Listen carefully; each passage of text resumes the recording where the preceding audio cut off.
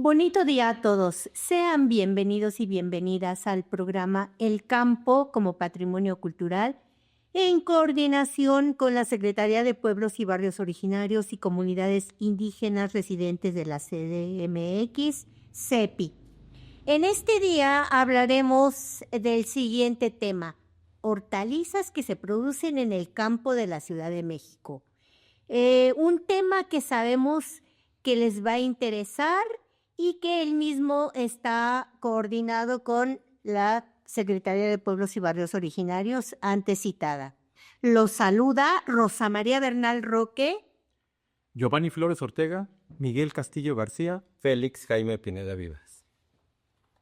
Bueno, recuerden que nos pueden escuchar a través de la página de Facebook de Radio Miquistli, San Andrés Mixqui Blog y Patrimonio y Herencia Cultural San Andrés Mixqui Asociación Civil.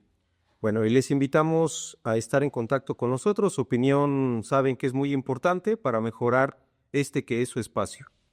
Iniciamos con el episodio 3 de 16 programas y pues para entrar en materia arrancamos con el tercer programa de la serie y el tema de hoy es hortalizas que se producen en el campo de la Ciudad de México.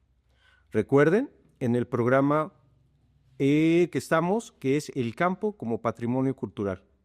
Comenzamos. el campo como patrimonio cultural de la Ciudad de México. Celebrando y contribuyendo a la herencia de nuestra tierra. Un espacio para conocer el origen de los alimentos, de dónde vienen y cómo se producen. Analizar y cuestionar los sistemas agrícolas.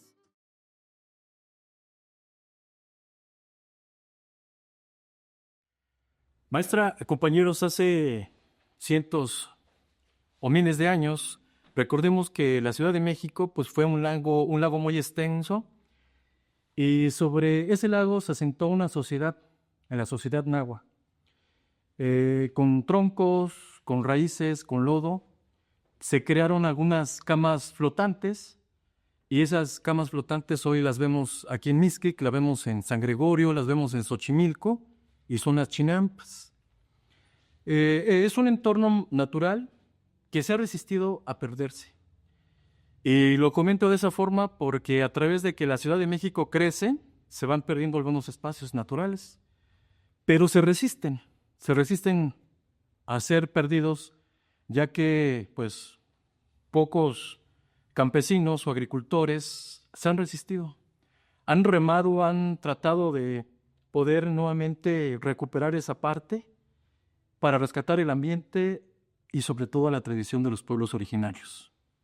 Félix. Sí, bueno, así como estás comentando, en las zonas rurales de la Ciudad de México aún se sigue sembrando el maíz, nopal, maguey, amaranto, avena forrajera y diferentes hortalizas que aún se siguen produciendo dentro de los territorios que aún se conservan como zonas, puede decir zonas de conservación. Vamos a hablar un poquito acerca de la alcaldía Milpalta. Hay algunas alcaldías agrícolas, como por ejemplo les comentaba Milpalta, y hablar de esta alcaldía, Tláhuac, Xochimilco, Tlalpan, Coajimalca, Magdalena Contreras y la delegación Álvaro Obregón, que son las que tienen mayor importancia en la producción aún de algunas hortalizas y forrajes que en algunas zonas por su clima o por su distintos terrenos son lo que más se produce. Pero hablando de la alcaldía Milpalta, es reconocida a nivel nacional por su producción de nopal. Lejos de ser una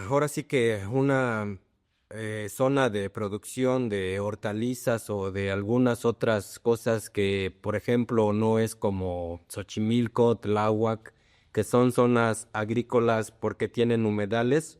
La delegación de Milpalta es muy reconocida por su producción de nopal. Esas cosas, bueno, como tradición podríamos destacar porque no es nada más a nivel nacional, sino que es a nivel ya internacional. Compañeros, ¿sabían ustedes que tanto en Tláhuac, Milpalta y Xochimilco se siguen cosechando hortalizas? Y las que más se consumen son, ¿me permites el plato, Giovanni? quisiera presentarles estas verduras frescas: el brócoli, las acelgas, las lechugas, los chilacayotes, los nopalitos, el cilantro. Toda la zona sur de la Ciudad de México, por lo regular, es donde se concentran más estos cultivos. Y aproximadamente la mitad del territorio de estas alcaldías que ya acabamos de mencionar, Tláhuac, Milpalta y Xochimilco, aproximadamente la mitad tienen un territorio que es rural, que se dedica a la siembra de diversas hortalizas. Aparte de estas que les he mencionado, tenemos otras hortalizas demasiado importantes que son los romeritos, y que Mixquic es el productor número 1 y que envía a la Ciudad de México por toneladas cada año en el mes de Semana Santa y en el mes de diciembre, esos ricos romeritos para que los podamos disfrutar en las mesas de cada una de nuestras casas. Como mencionaba hace rato, el brócoli, la lechuga, también las verdolagas, las espinacas, la selga, el betabel. Todos estos se comercializan en diferentes puntos de vista, como es la central de abastos, que viene siendo el mercado más grande del mundo en la Ciudad de México. También tenemos el centro de acopio de nopal y verduras de Milpalta, los mercados y los tianguis de los diversos pueblos de toda la región sur y también de la región centro de la Ciudad de México. Pues no se diga también en los centros comerciales, pues ya también tienen ahí incluso hasta embolsadas, limpias y desinfectadas algunas verduras. Pero desde luego no hay cómo comprarlas a los productores de manera directa porque están frescas, son verduras frescas. Pues debemos considerar y valorar todo ese esfuerzo, todo ese trabajo que realizan los productores, porque emplean tiempo, dinero y esfuerzo para que todo esto llegue fresco a nuestras mesas. Pues ahora que sabemos que el campo donde se producen las hortalizas dentro de la Ciudad de México, pero valoremos el trabajo de los campesinos que luchan día a día para producir diferentes productos para las que son llevadas hasta sus hogares. Milpalta es una de las 16 demarcaciones de la Ciudad de México que se encuentra situada aquí en el sudoriental de esta entidad federativa, en las inmediaciones de la Sierra de la Jusco. Como superficie tenemos las segundas demarcaciones territoriales capitalinas, constituyen una importante reserva ambiental. Pero pues ahí, Giovanni. Sí, solamente quisiera destacar algo muy importante, ya lo hablaba la maestra Rosita. Mixquic es uno de los productores a nivel nacional, no nomás Ciudad de México, a nacional, número 1 en producción de romeritos. Solamente Puebla es uno de los estados que también siembra. Y en el tema que hablaba Miguel también, pues igual hay que valorar la parte de los campesinos, porque pues no es fácil el trabajo que desempeñan. Trabajar bajo el sol, bajo la lluvia, bajo muchas circunstancias, pues no cualquier persona lo hace. Y sobre todo pues son personas que están sembrando vida, porque al final de cuentas al sembrar una semilla pues está pues sembrando una vida. Comentarles que el 80% del nopal que se consume en México proviene de la alcaldía Milpalta. Sí, son algunos estados como Morelos, como Hidalgo y el Estado de México que también siembran nopal, pero Milpalta, en su mayoría, pues puede decir que es la capital de producción del nopal.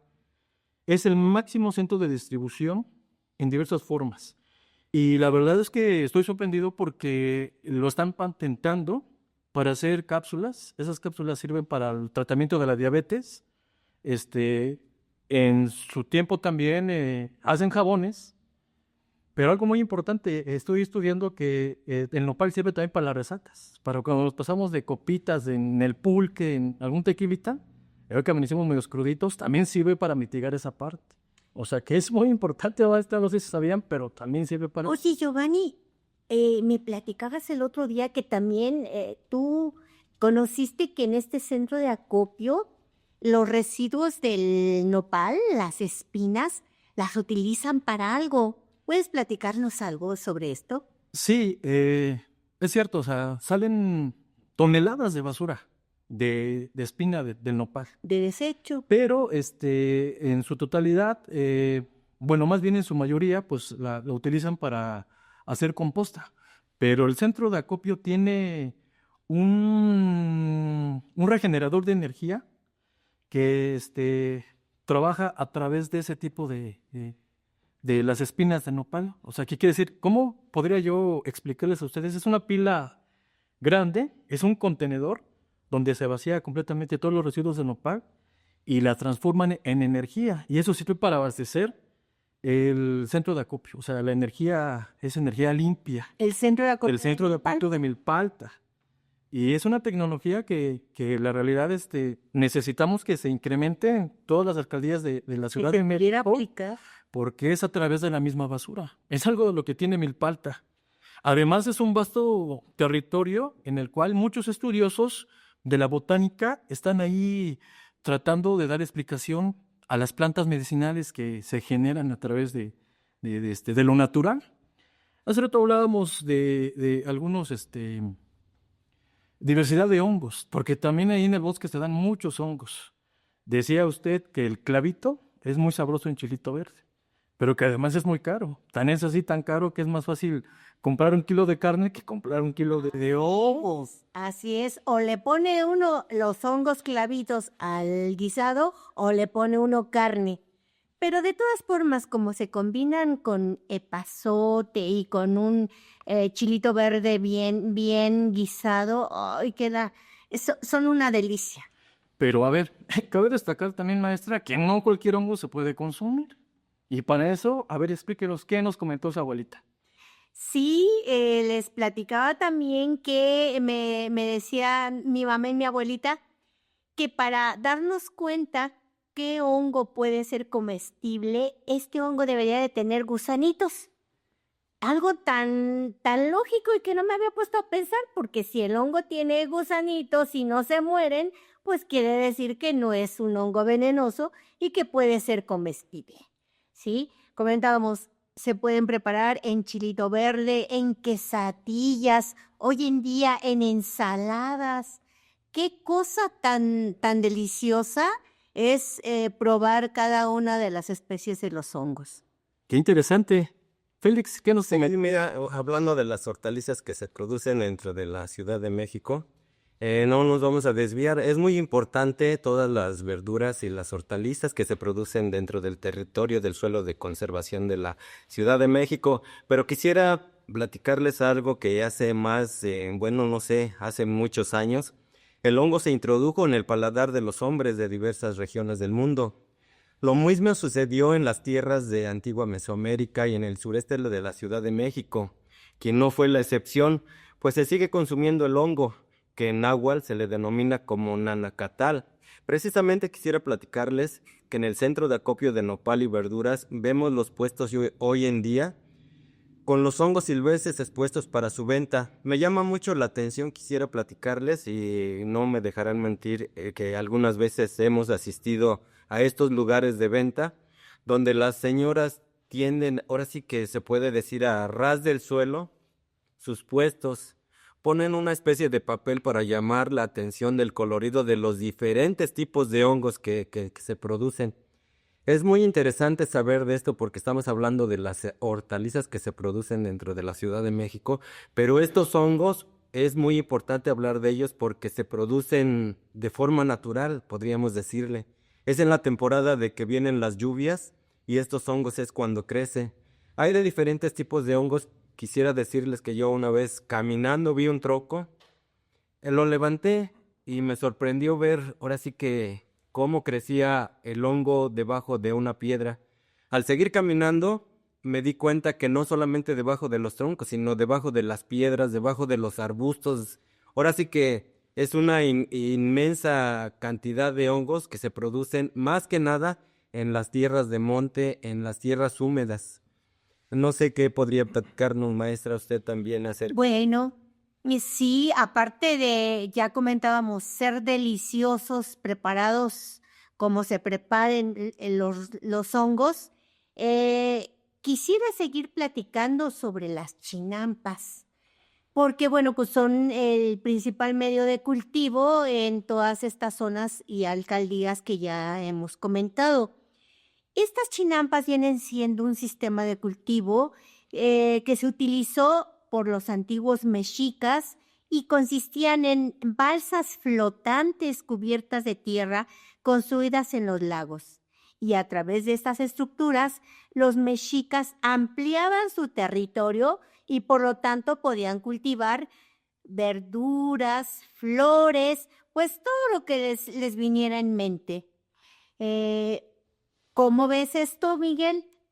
Pues de hecho, sí, de hecho yo en mi niñez, yo vengo de padres campesinos también, como pues, la mayoría de nosotros, y de hecho tuve la fortuna pues, de ayudar a mi padre, yo niño, y de ayudarlo, veía cómo se iba al campo, y pues nosotros ahí como niños andábamos jugando ahí con la tierra, pero pues sí aprendíamos de todo el trabajo que él realizaba, ¿sí? Nosotros no nos ponían a hacer trabajos pesados, pero pues íbamos pues teniendo todo ese conocimiento de cómo sembraban la tierra. Inclusive quiero platicarles algo sobre sobre lo que son los almárcigos, ¿sí? Aquí en esta zona lacustre aquí de Mixquic, que pues en los canales que hay se subía una gente con una pala muy larga y empezaba a sacar el lodo. Entonces iba sacando lodo, pero también pues lo que no logré identificar es cómo veían que era lodo bueno, porque no nada más era de saco lodo de aquí y ya no, o sea, ellos veían y donde veían que el lodo era bueno, pues de ahí le sacaban el lodo y llenaban toda su canoa, porque pues ellos iban en la canoa, ahí con la pala iban sacando todo el lodo y lo iban depositando en la misma canoa, entonces la canoa se llenaba completamente también de lodo, donde casi iba al ras del agua, ya llena de lodo, para que después con carretillas o botes volvían a sacar ese lodo. Entonces ellos en un espacio ya preparado armaban el cuadro, bueno, armaban un rectángulo que es el armárcigo y vaciaban todo el lodo para que ahí se contuviera. Después lo dejaban ahí 3 días para que como que se endureciera un poquito el lodo y empezar con el otro proceso que seguía el rayado. Entonces había había herramientas que el mismo campesino las mandaba hacer. Con un herrero le ponían era como un tenedor grande donde le ponían alambres y con ese pasaban y hacían el rayado del armárcigo y hacían los cuadritos que vienen siendo los chapines, ¿sí? Entonces lo dejaban y al mismo tiempo lo iban abonando, iban preparando todo ese lodo para después, y recuerdo bien que con un carrizo y una bolsita metían el carrizo, casi lo que es tamaño de un dedo, le poníamos una bolsita, ¿por qué? Para que cuando hicieran el hoyito en cada chapín, no se quedara el carrizo dentro, sino que pudiera salir. Y era de ir pique todos los cuadritos, los chapincitos que se hacían. Cuando ya terminaba todo eso, igual seguían abonando, lo iban preparando poco a poco, lo iban abonando, hasta que después ya iban depositando la semilla. Entonces ponían unas tablas largas para que donde podían ellos, pues estar cómodamente y ir poniendo las semillas en cada pues espacio que se hizo. Y después igual había una tierra especial, ¿tú sabes cómo se llama? Era con el mismo abono. Era con el mismo abono. Sí, bueno, dependiendo, había mucha gente que utilizaba el abono o el acerrín, pero sí está muy bien. Le echaban el abono para que pues la semillita ya quedara dentro y quedara tapada.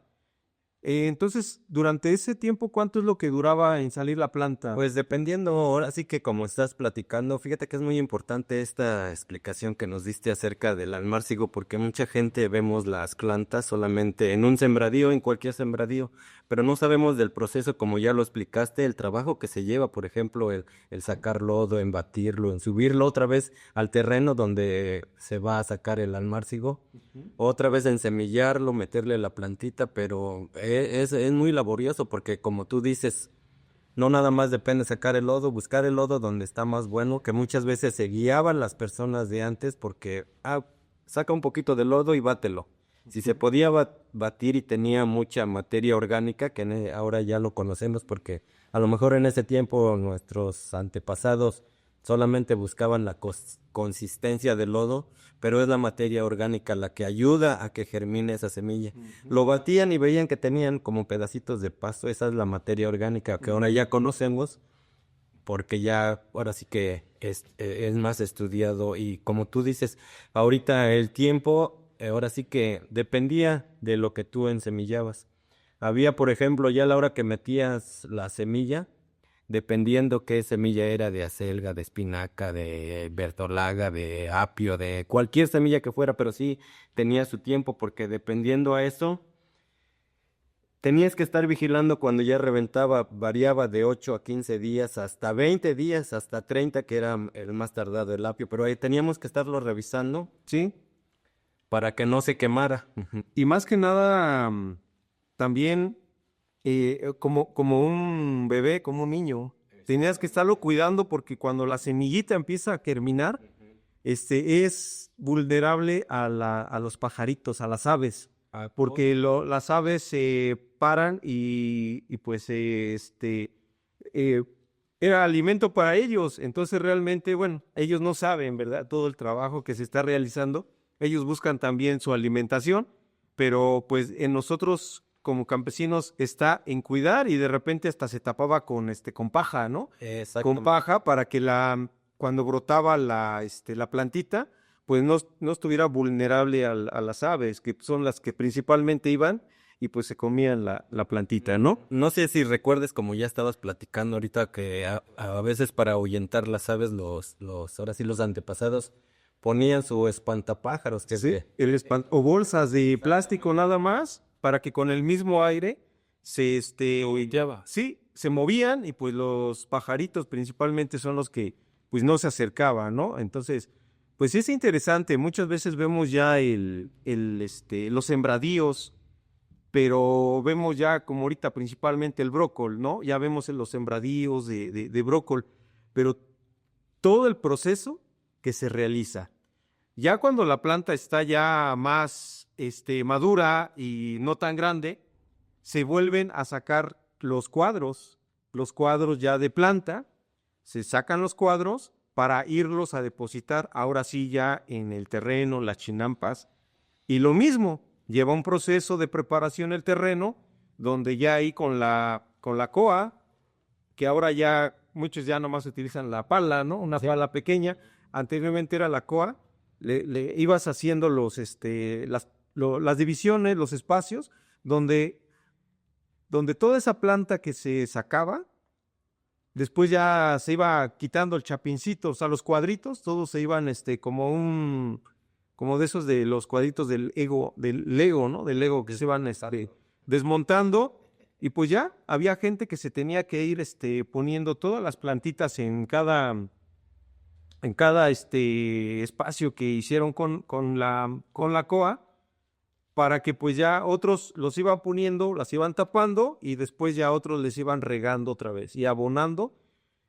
Pues todo el trabajo que se tiene que realizar, porque realmente nosotros muchas veces vemos ya lo final, vemos ya los sembradíos terminados, pero no, tiene todo un proceso, es muchísimo tiempo. La verdad que el trabajo que hace el campesino para sacar su producción de cualquier verdura, bueno, principalmente como ahorita lo que es la selga, el brócoli, que son por medio de almárcigos. Sí, eso. De hecho, la mayor parte de las plantas son por medio de almácigo, que es lo que da más resultado, porque no sé si bien lo han escuchado, ahora ya no está tan común ya nomás llevarlo así directamente a la tierra. Ahorita ya hay muchos preparados, que es como son las compostas, con biopreparados, con fertilizantes, con de todo, para darle una buena vida a una verdura que se vea así bonita, para que cuando tú llegas al mercado, valga la pronunciación, te enamoras de las verduras que están en el tianguis. Sí, y tiene su chiste, porque de hecho también nosotros, mi padre llegó a sembrar la selga, pero no por chapín, sino que nada más tiraba la semilla. Entonces también la plantita sale. La desventaja que tiene de que entre más espacio tenga la plantita, o sea, tiene también su técnica y su distancia, engorda, o sea, madura y se ensancha la planta. Y entre más esté junta de otra, parece que se queda así como flaquita. Sí, exacto. ¿Sí? Se queda como flaquita. Entonces, obviamente, como productor, pues te conviene más llevar una selga, como dice Félix. Así que con una mata, una planta de acelga, pues tengas un buen manojo, a que de repente pues lleves mucha selga delgadita y que realmente pues lo que el consumidor busca pues es una verdura también De buena calidad. de buena calidad, de buena estética, Exacto. ¿sí? Y pues es bonito. De hecho, yo disfruté en mi niñez, disfruté del campo, ¿sí? Viendo, aprendí también, y pues es bonito, pues todo lo que ahorita hay, que sigue mucha gente dedicándose a esto. Nosotros pues tuvimos ya también oportunidad de seguir estudiando, como mucha gente aquí también del pueblo, y pues nos inclinamos a alguna carrera ya, alguna otra actividad, y pues también hay gente que aquí pues sigue amando el campo, es su pasión, y pues lo disfrutan también de hacer todavía la cosecha. Ya nada más quisiera yo agregar un poquito más. Aquí en Mixquic ya se ha perdido lo de los almárcigos, ya muy pocos lo realizan, Esa técnica. esa técnica. Ahorita parece que ya compran la planta, ¿verdad, Félix? A ver, tú platícanos de eso. Sí, lo que pasa que no es que se haya perdido la técnica, sino que desgraciadamente nos damos cuenta que hay muchas veces que los campesinos no tienen para invertir. Hablemos ahora sí sinceramente. Para comprar una canoa, que muchos campesinos no tienen, ahora sí que el recurso, una canoa te viene costando alrededor de 30 hasta, dependiendo ahora sí el tamaño, de 30,000 pesos hasta 50,000 pesos. Una canoa, imagínese un campesino tratar de invertir ese dinero, pues por eso muchas veces ya no se hacen esas técnicas que se hacían antes de sacar el lodo, que era pues lo convencional y lo mejor para trabajar. Ahora ya la gente se dedica a ir a comprar la plántula a otros estados donde pues son invernaderos exclusivos ya para germinar las plántulas, y ya las traemos de allá, pero muchas veces esto implica traer podríamos decir, algunas bacterias que no se encuentran aquí en el territorio, porque la mayor parte de gente va a traer su planta a Puebla, a otros estados, Tlaxcala, que es otro tipo de tierra, que es otro tipo de, vamos a decir, de zonas de temperaturas altas o bajas, y eso trae otras plagas, podríamos hablarle así, que las traemos de allá en la plántula. Las traemos a este territorio y luego pues sí se convierte en un problema. Ahorita que traemos la planta ya hay muchas cuestiones de luego que traemos la planta, sumergirla ahora sí que en compuestos para tratar de mitigar todas las bacterias que posiblemente podría traer esa plántula. de la zona de donde proviene, pero fíjate que sería bueno retomar, ojalá y retomáramos todo eso de sacar nuestros propios almárcigos para seguir teniendo nuestra propia producción y no traer alguna plaga que después nos causara algún problema en el campo. Félix, me vas a dejar mentir, pero un dato a lo mejor muy perturbador, pero el tema era de que cuando Mystic estaba en el mero florecimiento, cuando realmente se sembraba, o sea, teníamos mucha mano de obra de Puebla, o sea, venían a...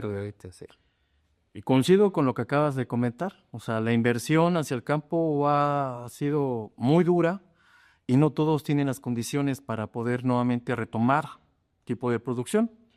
Pero por ahí presiento que esas técnicas que se desarrollaron en las chinampas de Xochimilco, Mixquic, se las llevaron hacia afuera. Y ahora, dentro de las realidades, es que ahora le tenemos que comprar lo que aquí se produce, lo que aquí se trabaja. Era a lo mejor nomás como un dato, porque se me hace muy interesante. Y bueno, pues abordando de ese tema, yo quisiera trasladar un poquito de historia, porque seguramente ustedes se sienten orgullosos, como yo me siento muy orgulloso de pertenecer a un pueblo de mucha historia, como es nuestro pueblo de Mixquic. Un pueblo de hace muchísimo tiempo que ha sido productor de hortalizas, que aquí incluso cementaron las chinampas. Voy a comentarles que somos 700 veces más viejo que la Gran Tenochtitlan. O sea, tenemos una trascendencia cultural, muchas cosas que comentarle que a lo mejor el público que nos ve no sabe, pero en cultura, en producción, somos muy ricos. Y la verdad es que estoy en ese mismo sentido emocionado de escuchar a ustedes del proceso que tiene o las técnicas que tienen el procedimiento de las hortalizas. Porque sí, efectivamente, ya ahorita ya las vemos ahí finalmente como una lechuga, pues como lo vemos con una representación, pero no sabemos qué procedimiento se debe de llevar. Y bueno, retomando el tema de Mixquic, pues somos catalogados por la UNESCO como Patrimonio Cultural de la Humanidad, como Xochimilco, por lo que se preserva, por lo que aún representamos. Y en ese sentido, maestra, pues yo estoy a gustísimo, me siento muy contento de pertenecer a esta comunidad y en ese mismo sentido de poder nuevamente aportar y contribuir para que no se pierda. Sabemos que todo esto tiene también un final y poco a poco, si no rescatamos, si no ponemos un granito de arena, pues poco a poco vamos a ir perdiendo lo que tenemos aún todavía y que nos queda a nosotros como sociedad rescatarlo, maestra. Claro, tienes razón. Sí, hablando de esto, la alcaldía Tláhuac es bueno, se puede decir ahorita, aparte de Xochimilco, porque bien sabemos que Xochimilco no solamente produce hortalizas, sino que casi su principal fuente de ingreso ahora son las plantas, flores, que siguen produciendo hortalizas, pero quisiera dar un dato importante, que la alcaldía Tláhuac es la principal productora ahorita de hortalizas de la Ciudad de México. Se tienen datos que se produce cerca de 6.800 toneladas anuales, principalmente de brócoli, romero, lechuga. La producción de hortalizas en el suelo de conservación aún es muy importante. Es muy importante lo que acababas de comentar, que bueno, esto de los almárcigos viene desde los tiempos de los aztecas. Las chinampas igualmente, desde los tiempos, yo creo que, no sé, desde que se instalaron en las ciudades, empezaron a construir las chinampas, que eran pues ahora sí que su principal modo de vida de los anteriores, desde los aztecas. Estas chinampas pues, las producían de paja, lodo y todo eso, y ahora que las seguimos viendo deberíamos de poner atención todo, no nada más precisamente los que estamos produciendo, porque estas chinampas es un patrimonio cultural, como tú ya lo habías dicho, y ojalá y se sigan preservando y se siga preservando el campo para seguir produciendo las hortalizas que hoy podemos seguir consumiendo, porque pues se oye feo y a lo mejor la gente que nos escucha pensará, no, pues esto nunca se va a acabar, pero si no cuidamos lo que tenemos ahorita, en un tiempo sí se puede terminar.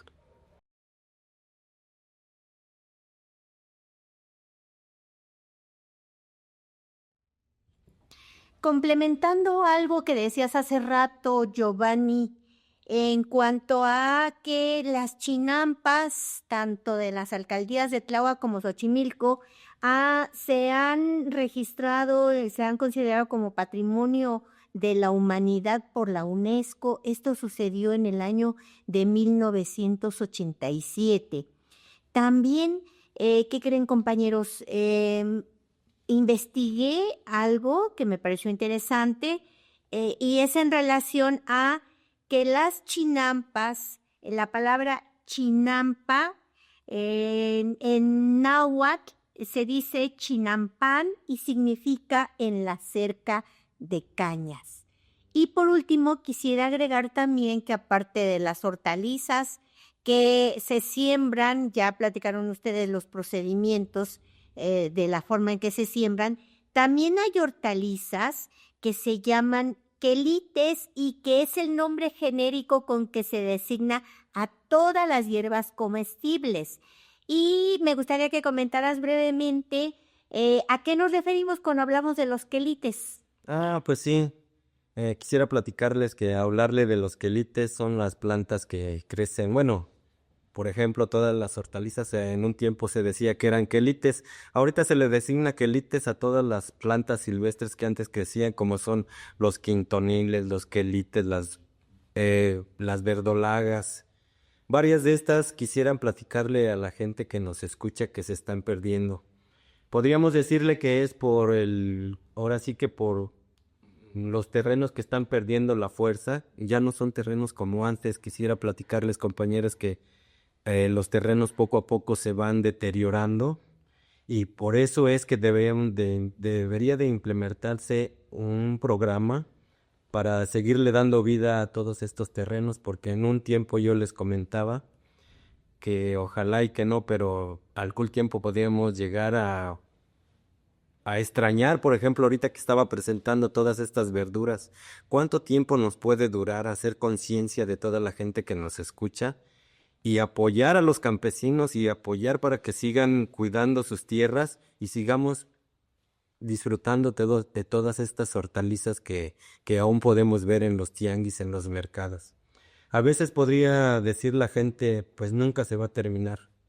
Pero sí, hay varias cosas que se va terminando y hacer conciencia en cada uno de nosotros, no solamente los que dependemos del campo, sino a toda la gente en general, para seguir cuidando nuestro entorno natural que pues nos pertenece a todos.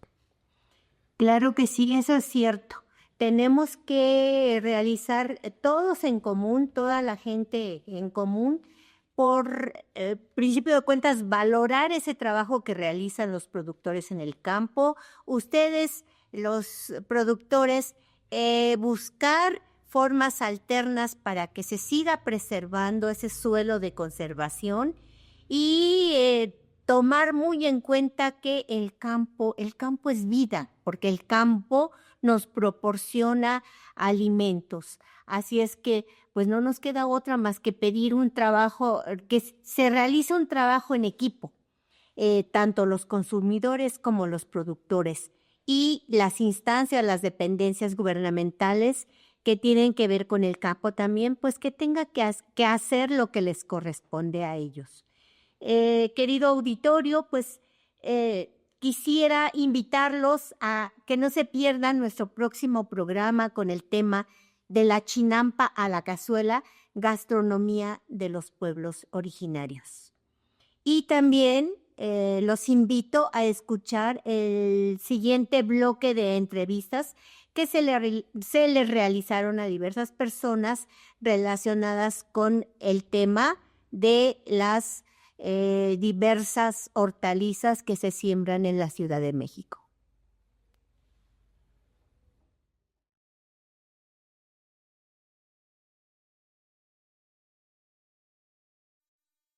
Oye, Guille, ¿nos puedes platicar sobre el trabajo que tú realizas y cuáles son los árboles de frutas que tú siembras y también qué hortalizas siembras en el campo?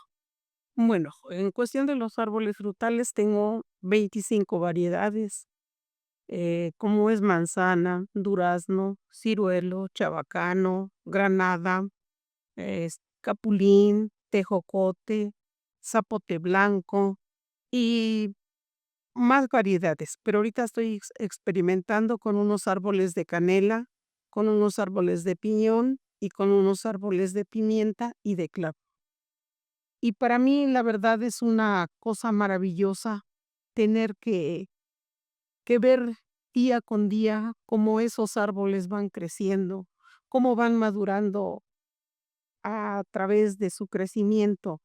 Llegada la temporada de su floración, después de ya en fruta, ver cómo se desarrollan todas esas maravillosas frutas que de verdad son una delicia y que esto aporta una gran alimentación nutricional para nuestro pueblo y pueblos que me compran mis productos. Y sobre las hortalizas, ¿cuáles son las que tú siembras? La verdad, las hortalizas son maravillosas porque he experimentado con todas.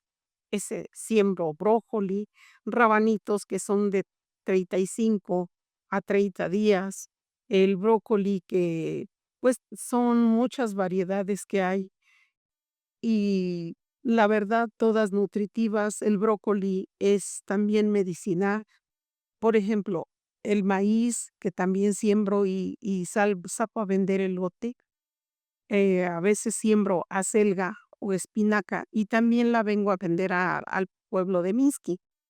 Entonces, la verdad, es una cadenita alimentaria que yo produzco y el cual me siento satisfecha de que nuestro pueblo y otros de pueblos vecinos eh, saboreen todas esas delicias que produzco. Giovanni, ¿quisieras preguntarle algo? Claro, bienvenida al estudio con nosotros. Tu gusto, Villamina. Pues quisiera preguntarte, ¿qué es ser mujer campesina? Para mí el ser mujer campesina es estar consciente del trabajo a desarrollar. En principio de cuentas, saber el tipo de alimentos, conocerlos, degustarlos, la situación económica, mejorarla un poco para ayudar al esposo, a los hijos en su estudio, en su preparación. Es el ser mujer es empoderarse de lo que le gusta, de lo que desea, con ese ánimo, con ese entusiasmo que nos da el ser mujer y ser creativo, el ser productiva, el ser amigo de todos mis compradoras, de todos mis compradores que la verdad me dan una satisfacción muy especial, que aparte de ser mis amigos, son quienes en mi economía me están apoyando. Seguramente ser una mujer trabajadora, honesta, nos lleva, pues, o nos remonta más bien a mucho tiempo, ¿no?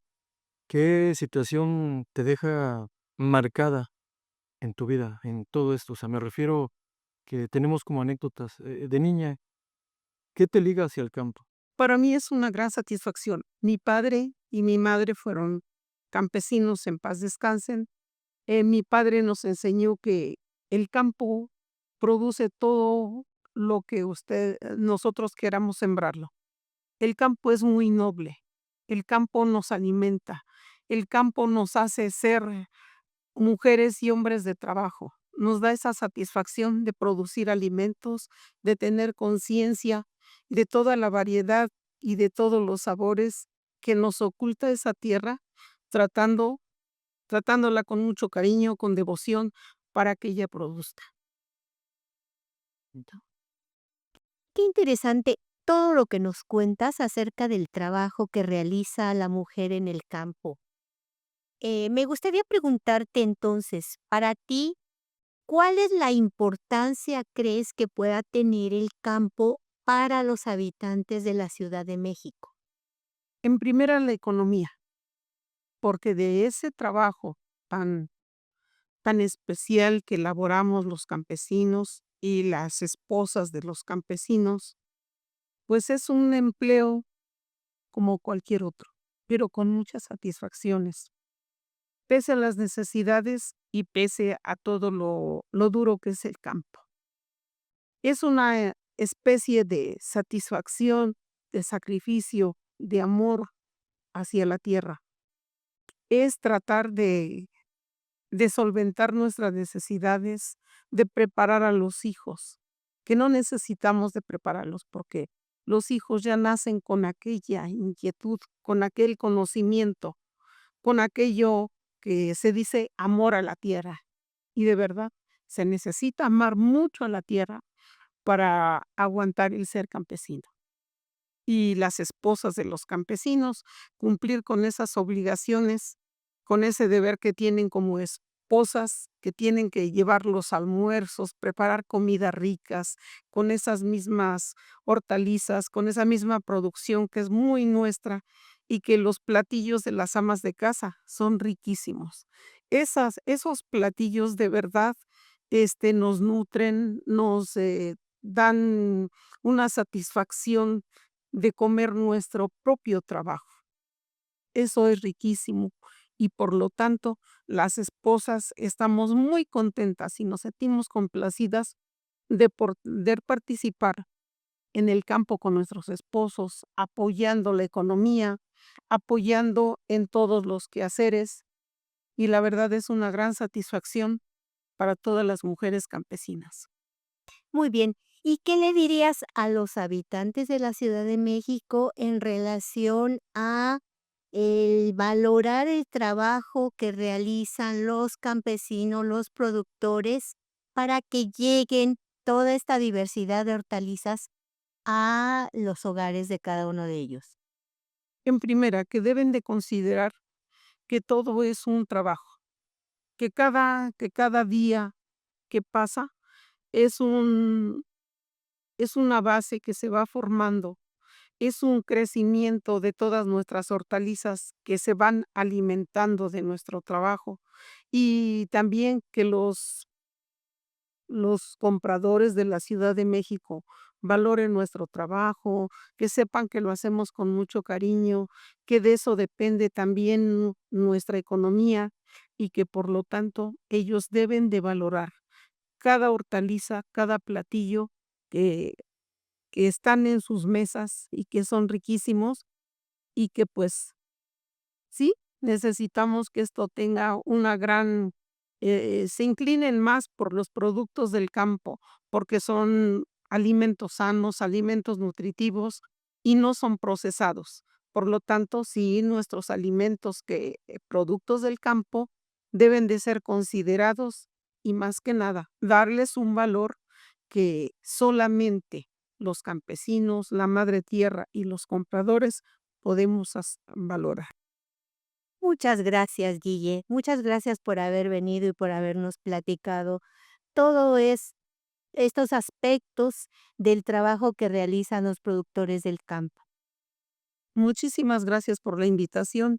Yo me siento muy satisfecha, me siento contenta de pertenecer al grupo de mujeres campesinas y productoras. Y la verdad, con la bendición de Dios y el temporal que Él nos manda, así se regirán los destinos de los pueblos para continuar con nuestra producción. Muchas gracias. Hasta luego.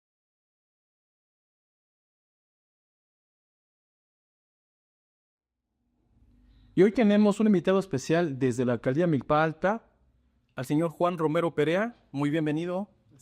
Bienvenidos. Gracias. Él es productor de nopal y de ganado lechero. Fue comisariado ejidal en el pueblo de San Jerónimo, Miacatlán. Asumió recientemente el cargo como administrador del centro de acopio de nopal y de verdura de Milpa Alta. Señor Juan, nuevamente, pues bienvenido. ¿Cuál es la importancia como productor de nopal la alcaldía Milpa Alta? Bueno, empezaría diciendo que me tocó nacer en un territorio donde su vocación rural, ahí empieza lo importante, que producir producto comestible nos ha llevado a muchas satisfacciones. Entonces, como se producen Los nopales también se producen bastantes tipos de verduras, quelites, hongos y todo eso en ciertos años de la temporada. Sin embargo, es importante que difundamos esto, que es una alcaldía donde juega un papel muy importante para la Ciudad de México. El proceso de cultivo y maduración del nopal, ¿nos puede explicar cuál es ese proceso? Sí, claro. Lleva un proceso de preparación de la tierra que le llamamos el barbecho, el rastreo y el surcado. Se surcan las líneas entre 1.5 metros, 2 metros de ancho, quiero decir, y cada productor tiene su propia dinámica. No existe un manual. Esto se ha ido dando de generación en generación, entonces cada productor tiene su propia dinámica de producción. Se planta una planta aproximadamente de 40, 30 centímetros de una penca madura, se planta hasta la mitad y de ahí le salen todos los nopalitos en el borde y eso es lo que le llamamos guías. Después de eso se estircoliza con abono de animales y en el transcurso de año y medio empezamos a cortar ya la verdura. Señor Juan, ¿qué diferencia hay de un nopal, una penca de nopal que nada más nos da este producto y a una penca de nopal que nos da tunas? Es muy importante la pregunta. Miren, el nopal por ahí por el año 1950 y tantos, 56, 57, el nopal solamente era silvestre, no estaba domesticado.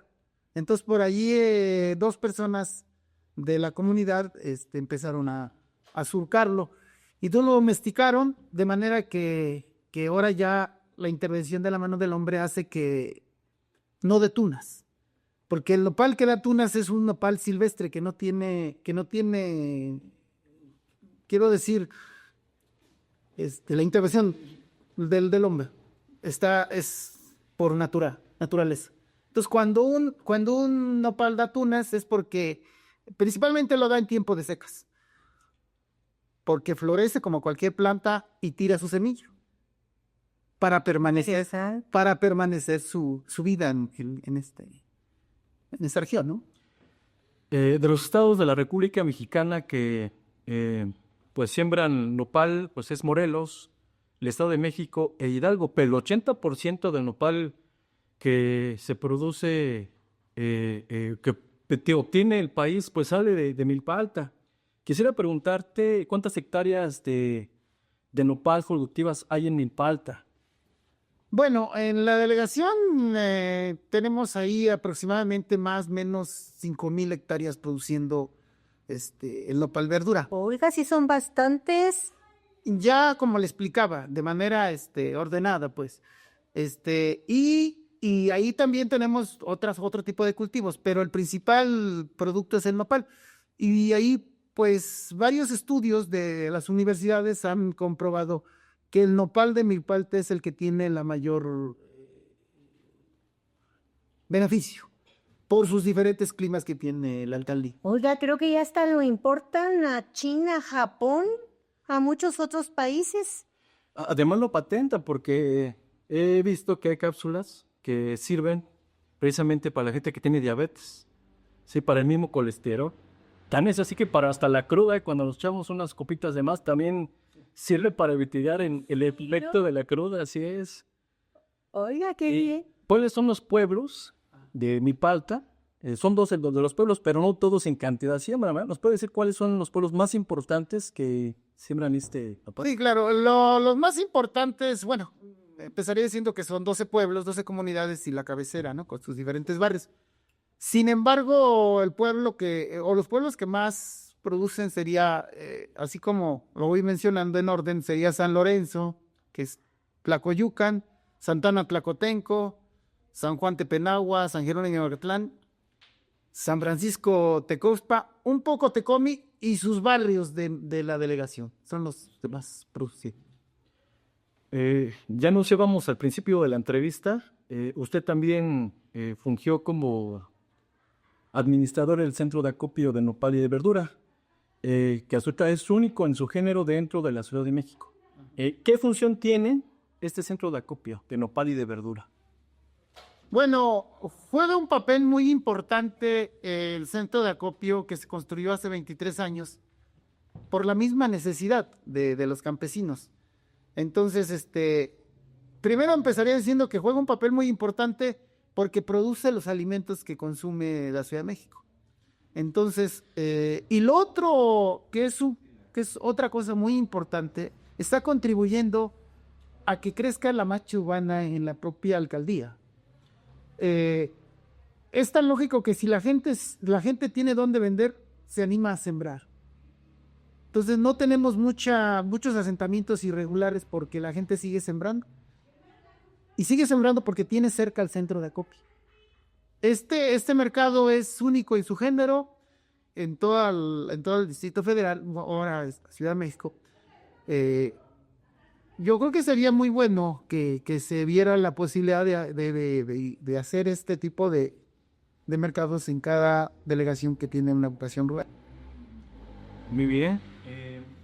¿A cuántos habitantes beneficia el centro de acopio, señor Juan? Bueno, tenemos el dato por ahí cuando estuvimos en las oficinas, se hizo una entrevista y tenemos entre 1,900 y 2,000 almas que entran diario a ese mercado, con sus 5 naves con las que contamos. Sí, y además nos queda muy claro que el beneficio también es para la gente del Estado de México, la misma gente del Estado de Morelos y todas las alcaldías que rodean a Milpalta, ya que van a surtirse y todo lo que compran pues lo vienen a vender a los tianguis y mercados públicos de la capital. Aparte de poder contribuir a darnos ese recurso tan especial que es el nopal, Milpalta también aporta el recurso indispensable para la VIC. ¿Nos puede comentar algo de este recurso? Sí, en varias ocasiones he estado diciendo esta parte, que mientras cultivemos y tengamos esa condición de seguir plantando y seguir sembrando, aquí es donde se genera, en estas delegaciones al sur de la Ciudad de México es donde se genera y se recargan los mantos acuíferos. Es donde se produce el agua y que efectivamente pues va a salir allá abajo, pero donde se recargan los mantos acuíferos es en los diferentes pueblos de la delegación de Milpalta. Y aparte, pues también algo muy importante, les limpiamos el aire de la Ciudad de México. Puta, qué bien. A mí aquí me gustaría hacer una observación. Por ahí el dato de Chapingo nos decía que cada plantita de nopal de 1,5 metros capta el oxígeno de un árbol. Entonces, hay gente que tiene 10,000 plantitas. Entonces, tiene 10,000 arbolitos que están contribuyendo a limpiar el aire de la Ciudad de México. Siempre he puesto como ejemplo a la alcaldía Milpalta, sobre todo porque tiene una concentración en su economía local y sobre todo porque aquí Juanito también nos puede hacer mención acerca de la economía que pongo como ejemplo y que a lo mejor nos puede ayudar a las alcaldías vecinas para fortalecer la economía. ¿Nos puedes comentar acerca de este tema? Bueno, regularmente cada pueblo tiene su propio mercadito. Y vuelvo a insistir, como mercado general es el centro de acopio. Entonces, ahí se comercializa todo lo que se produce. Si alguien siembra espinacas, lo comercializa ahí. Y es algo muy importante que la gente acuda a comprar sus cosas ahí, porque primero las encuentran más frescas y directamente del campesino al ama de casa. No hay intermediaje. No hay intermediarios. Eso ha ayudado a que nos va bien a nosotros como campesinos y le va bien al ama de casa. Porque pondría un ejemplo, por ejemplo, esa lechuga que la produce el campesino la puede dar en 10 pesos. Pero si hay 3 intermediarios, al ama de casa le va a llegar en 20. Entonces, por ahí estaría lo mejor. Y lo otro es muy importante que se siga defendiendo que no hemos dejado que, por ejemplo, nos lleguen las tiendas de autoservicio. No tenemos tiendas de autoservicio, Cierto. sí. No tenemos hoteles, no tenemos casas de juego, tenemos las tienditas en las esquinas, alguna señora que tiene tiempo le abre a su ventana y se pone a vender ahí sus cositas. Entonces, toda la gente, sus vecinos compran ahí. No van las señoras a las tiendas comerciales y que vengan cargadas de eso. No, las cosas se consumen ahí.